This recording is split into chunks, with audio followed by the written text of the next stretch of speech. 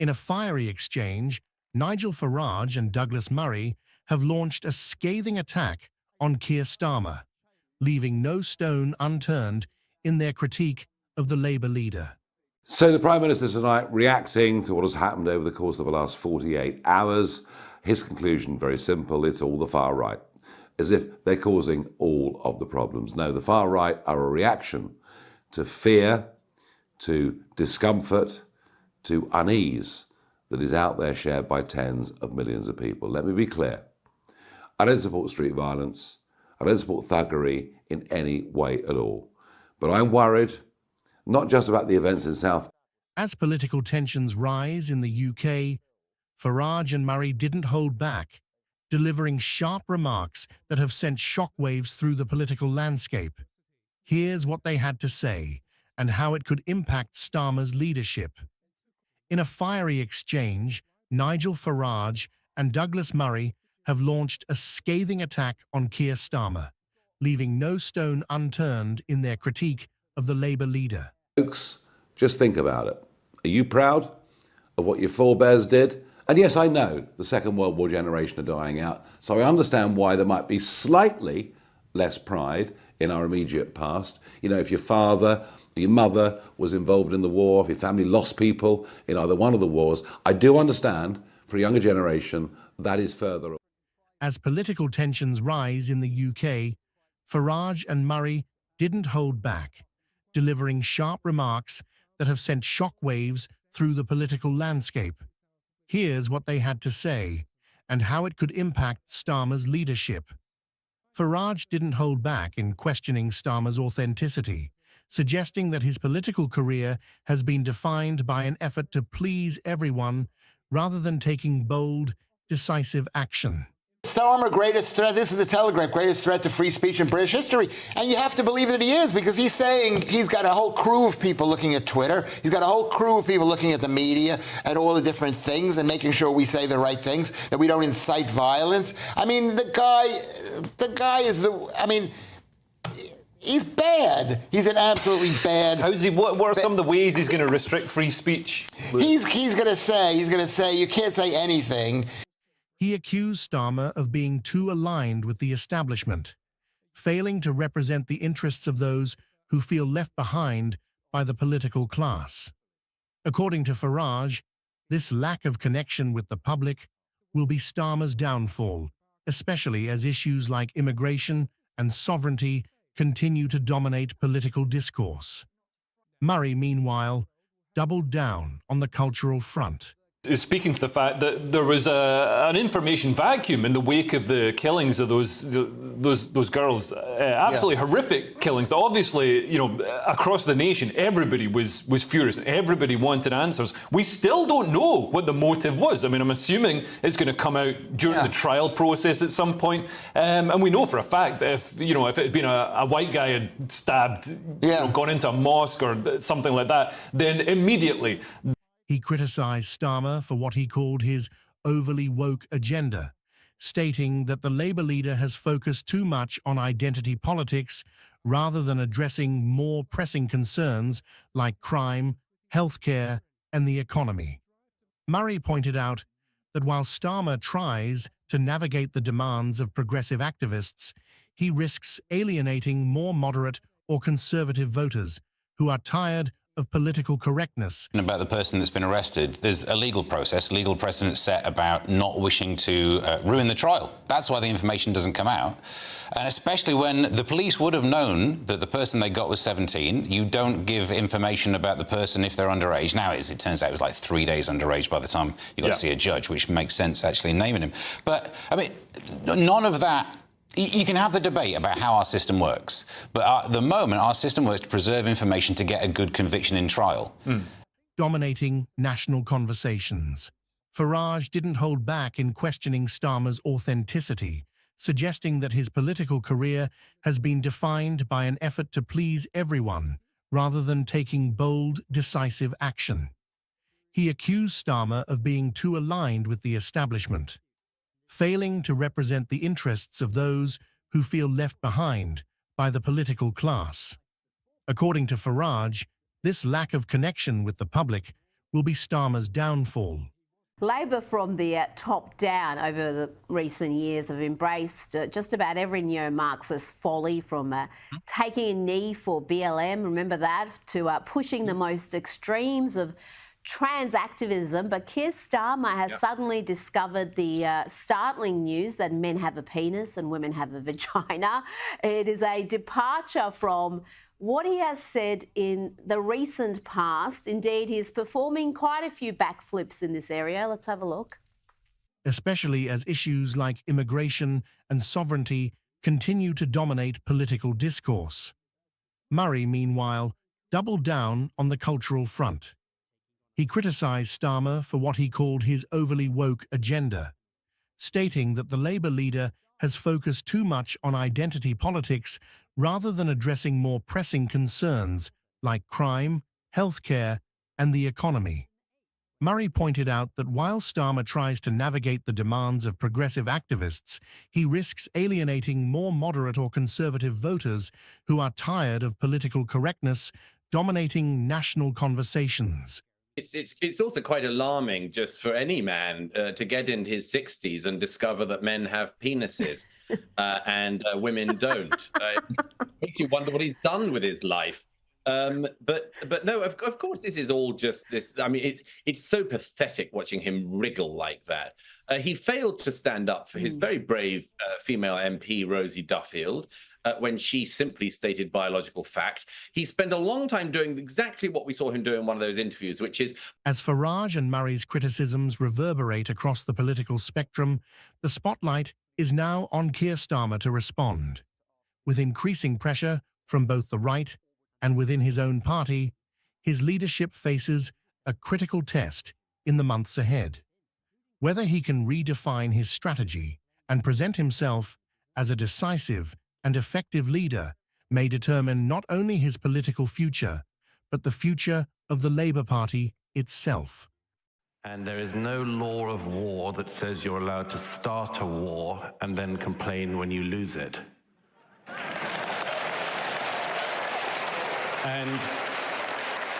And if Mahdi cares about the Palestinian casualties, as I'm sure he does, then tell your bosses in Qatar to tell their friends in Gaza to stop the war and give back the hostages.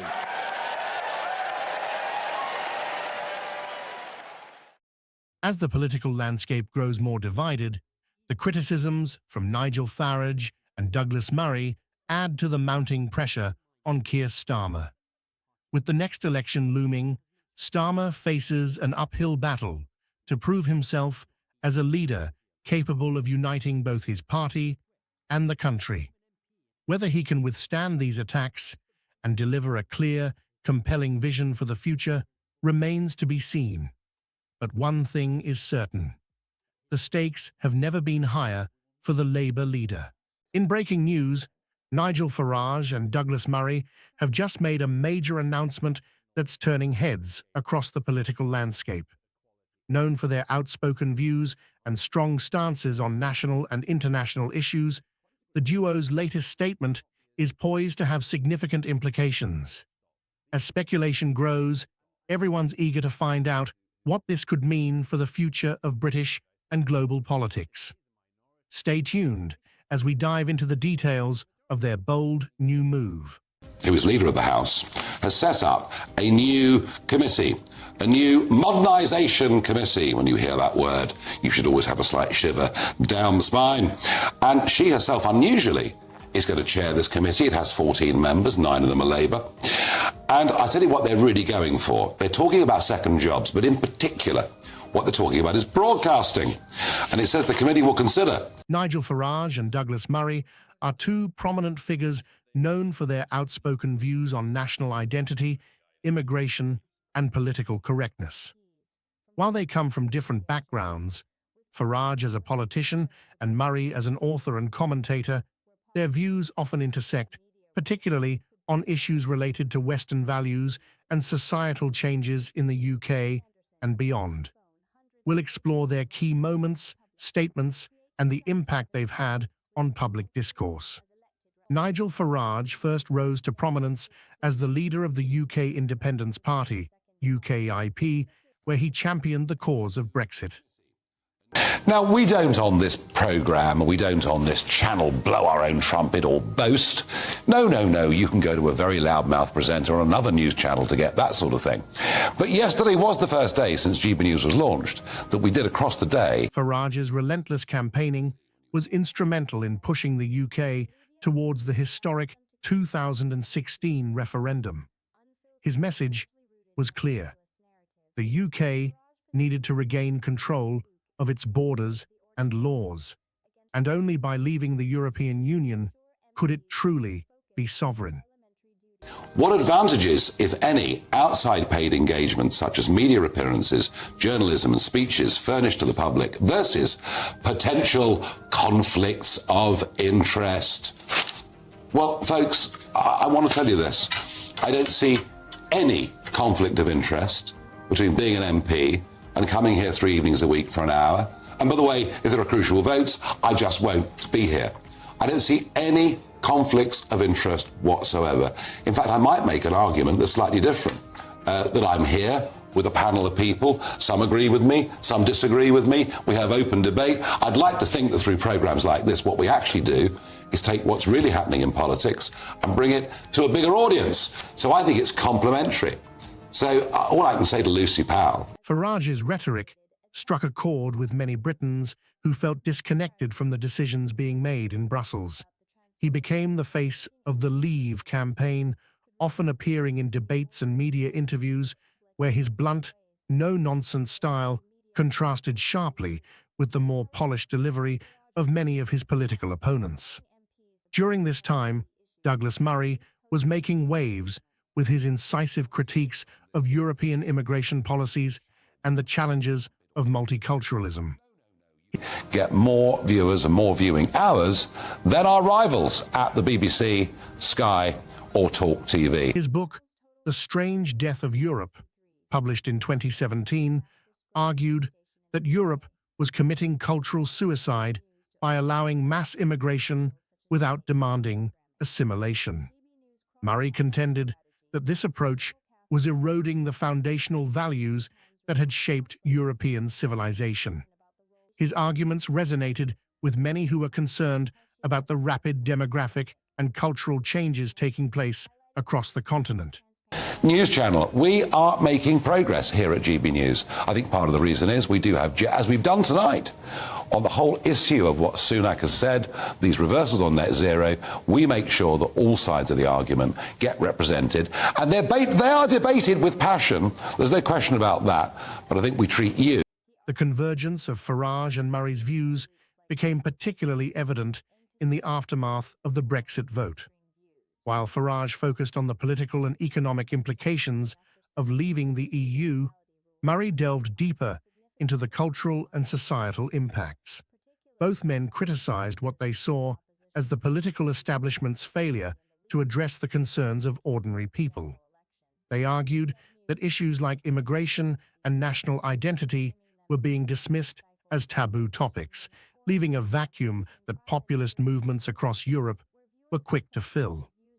In 2019, Farage launched the Brexit Party, which aimed to ensure that the UK would leave the EU without any further delays or compromises.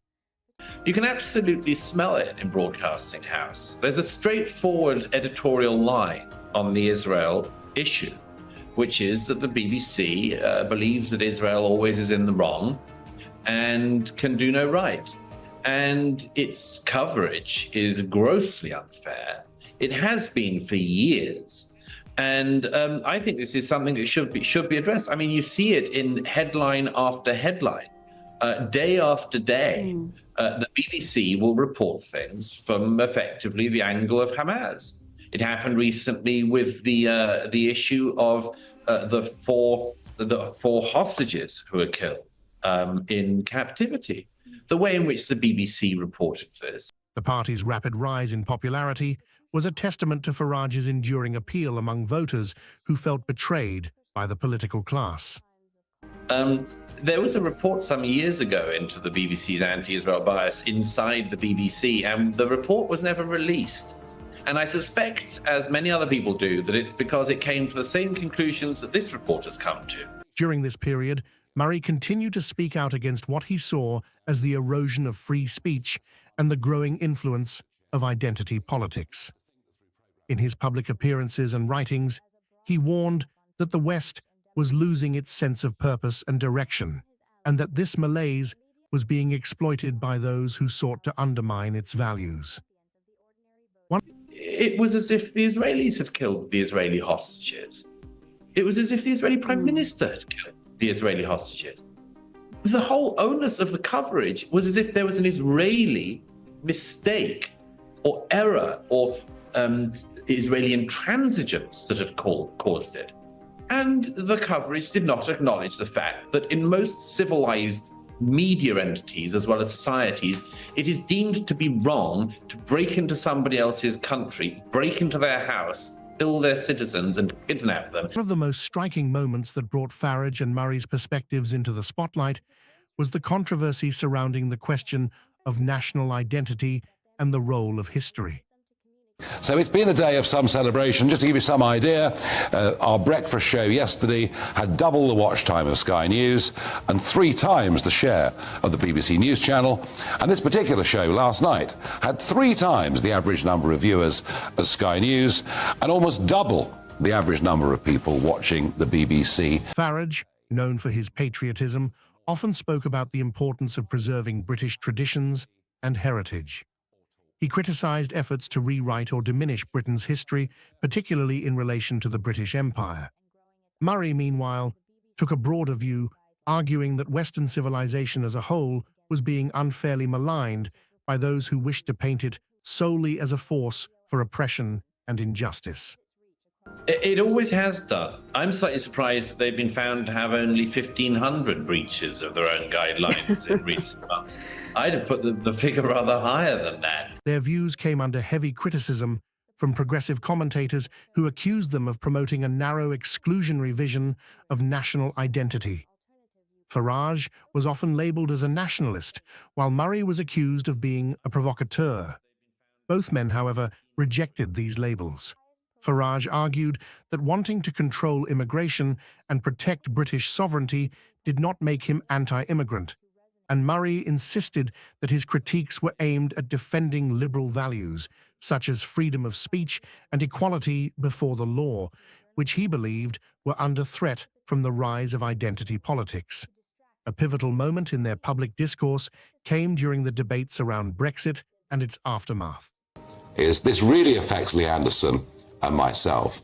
And if you're coming after us and think you can bully us, you've picked on the wrong people. I'm not going anywhere. If you want to martyr me, please have a go. Farage, having achieved his long-sought goal of taking the UK out of the EU, shifted his focus to what he saw as the next major battle, ensuring that the UK did not compromise its newfound sovereignty. He warned against what he termed a Brexit betrayal and campaigned for a clean break from the EU's regulations and structures. In a surprising and bold move, 3 of the most influential voices from different corners of British society have come together in an unexpected alliance. Nigel Farage, the political firebrand, Douglas Murray, the sharp-witted intellectual, and Rowan Atkinson, the legendary comedian. This all-new partnership has left many speculating about what such a unique collaboration could mean.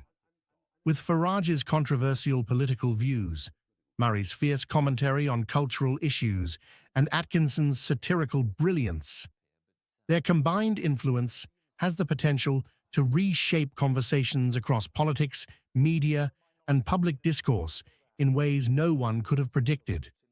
This partnership truly changes everything.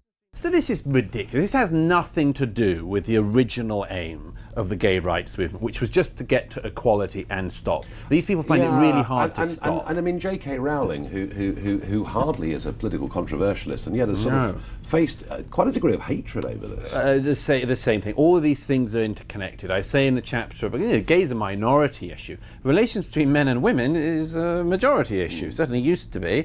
And relations between men and women cannot be as divisive as as they've been made in recent years. I say there, though, you see, what we've got this problem with is what happens when the feminists have won. You know, I doubt that he will reappear, but you never know. You must never... The people have spoken. People yeah, quite.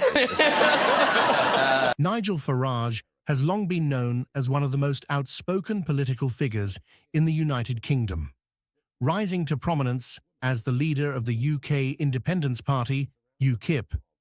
Farage was instrumental in leading the charge for Brexit, a seismic political shift that redefined Britain's relationship with the European Union and reverberated across global politics. Perhaps been a fairer country in terms of race than parts of the USA. I mean, what I'm saying is, you know, I mean, look, I can't stand the tearing down of statues, mob rule. And we saw that extraordinary picture the other day of a woman innocently sitting outside a restaurant, being surrounded by a mob. And it was compared to 1933 in Germany, and people being made to raise their right arm in support of the Führer. I mean, so we've seen all of that. But does the Black Lives Matter movement in America, does it need to exist in some form? So, all of these rights claims start somewhere decent, which is a request for equality. Now, I entirely agree, by the way. America and Britain are very different countries, and I resent the importing of a specific American racial issue to the British context, for instance. I was brought up in a Britain that was very diverse already. We didn't know about people's skin colours. We didn't notice it. We were brought up to who cared. We were.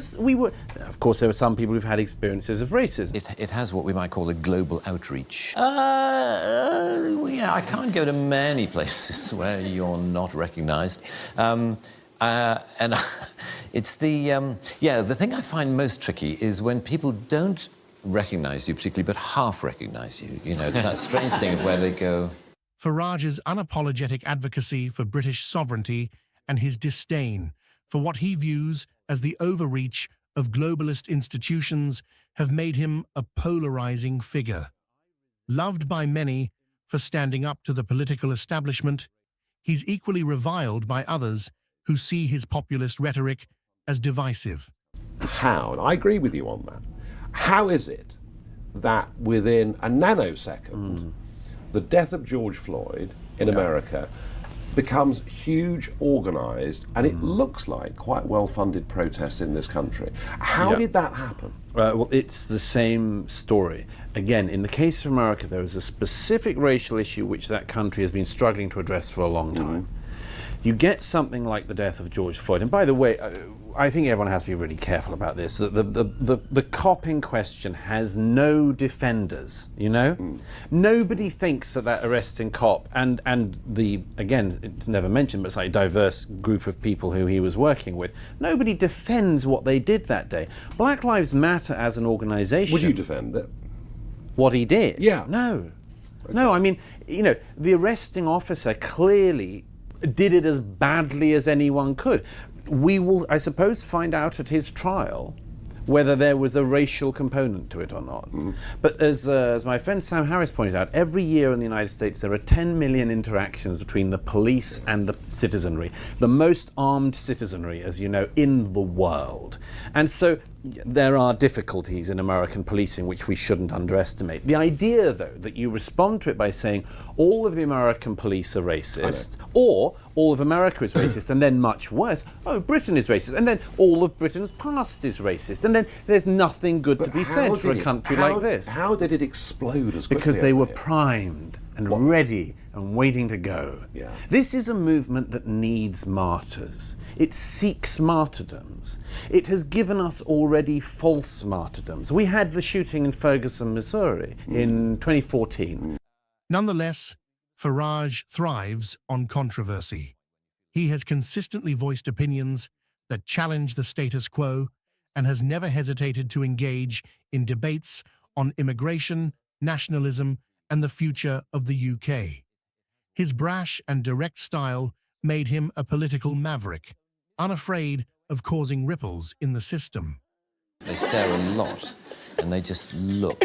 You're sort of feeling, I wish that person wouldn't stare at me, so, I'd rather just, hold up a flag saying, yes, yes, it's me. A few years ago, there was, I was in a Land Rover parts department near Peterborough, the kind of place you find me on most... Yes. This is one of the main things that starts the Black Lives Matter movement. It's claimed that the man who was shot had his hands in the air and said, hands up, don't shoot. This is what Black Lives Matter protesters used to say. At the subsequent trial, it turned out, and even BLM ended up basically admitting it, they didn't admit it, they just dropped it, that the man in question didn't have his hands in the air. He was lunging for the arresting officer's gun when he was shot. And that is the sort of thing that gets you shot in American policing. They were looking for martyrs. And they were ready and organised in the UK as well. Yes, and the crucial thing is, we have allowed in Britain, as in America, but in Britain, as we say, with much less cause, we have allowed a movement to be gestating away. And he came up to me after a while and he said, excuse me, has anyone ever told you that you're the absolute spitting image of that Mr. Bean? Douglas Murray, on the other hand, is an intellectual powerhouse with a sharp and often caustic critique of the cultural shifts in Western society. As an author, commentator, and speaker, Murray has carved out a space for himself in debates surrounding free speech, identity politics, and Western civilization. That has in its sights everything in our history. There's two generations in America who have been taught that America is the worst country in the world. They're not taught that it has flaws like all countries. They don't know, by the way, about any other country. I mean, the staggering ignorance of so many people who are the ones, by the way, at the moment, who always say, educate yourself. You need to educate yourself. These are always the most ignorant people you can come across. But the educate yourself brigade know nothing about the world. They've never been anywhere. They can't compare American civilization with any other civilization. They think that America's the only country that ever had slavery. Every civilization in the world had slavery. They think that Britain is to be defined by slavery. They don't even know that this country tore itself apart over the slavery debate centuries ago, and it cost us, and we paid the price. And 50 years, the Royal Navy, the West Africa Squadron, driving slavery off the high seas. We paid the price for this because we thought morally it was a price worth paying. And these people now come along and say to an ignorant generation,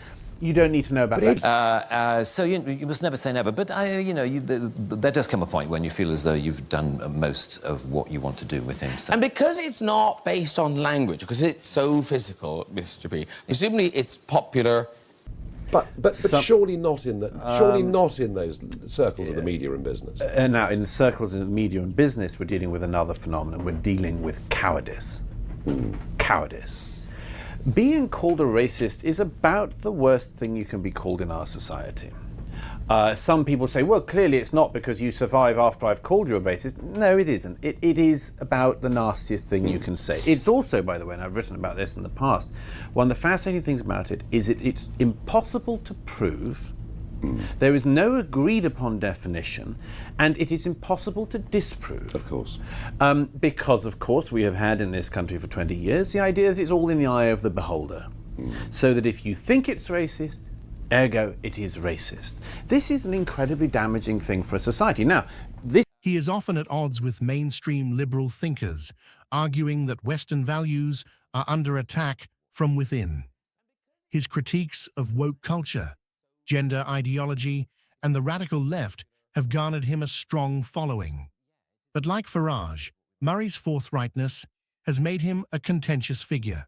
In a recent and unexpected revelation, Robin McGraw, the wife of famed television personality Dr. Phil, has brought to light some shocking details that have left many stunned.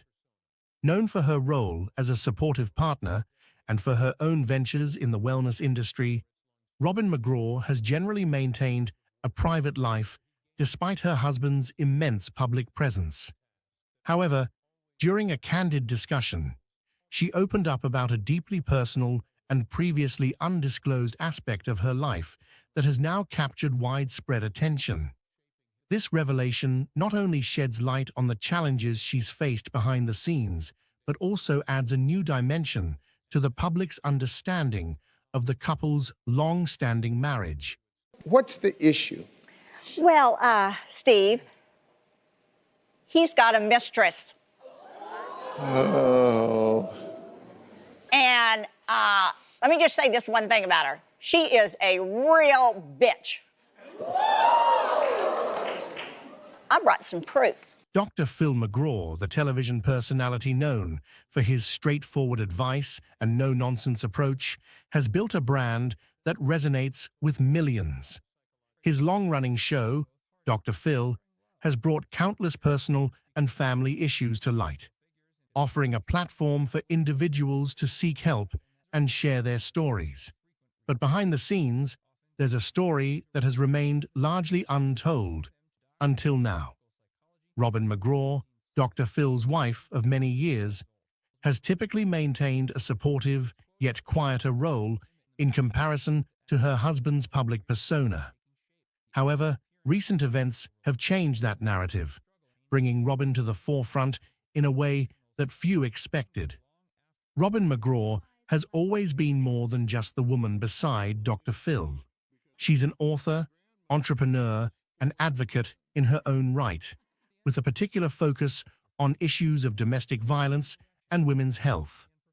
Over the years, she has cultivated her own following, particularly through her books and her lifestyle brand, which emphasize self-care and empowerment. But while Robin has always projected an image of strength and resilience, recent revelations have shown that her journey has not been without its challenges.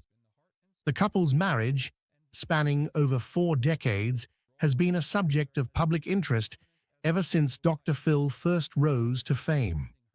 Their relationship, often highlighted on the show, has been portrayed as one built on mutual respect, love, and understanding. Dr. Phil has frequently credited Robin with being his rock, supporting him through the ups and downs of his career. Yet, as with any long-term relationship, there have been struggles, some of which have only recently come to light. Robin McGraw recently shared a deeply personal account of her life that had remained hidden from the public eye. In a candid discussion, she revealed that she had undergone significant challenges, including a major health scare that she had kept private for many years. Robin disclosed that she had undergone surgery to correct a condition known as ptosis, a medical issue that causes the eyelid to droop, impairing vision and affecting appearance. While the surgery itself was successful, Robin shared that the decision to undergo the procedure was not an easy one, and it brought to the surface a range of emotions tied to self-image and aging. For years, Robin had faced scrutiny from the public and the media, with rumors circulating about potential cosmetic procedures. Despite the speculation, Robin remained silent, choosing not to address the whispers that followed her.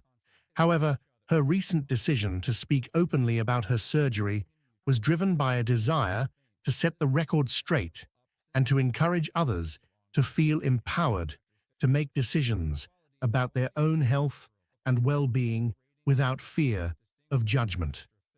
Robin's decision to share her story has resonated with many, particularly women who face similar pressures related to aging and appearance.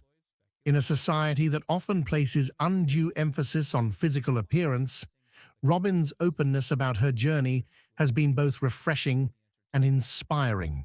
She has used her platform to not only dispel myths about her own life, but also to start a broader conversation about the importance of self-care and the right to make personal health decisions without stigma.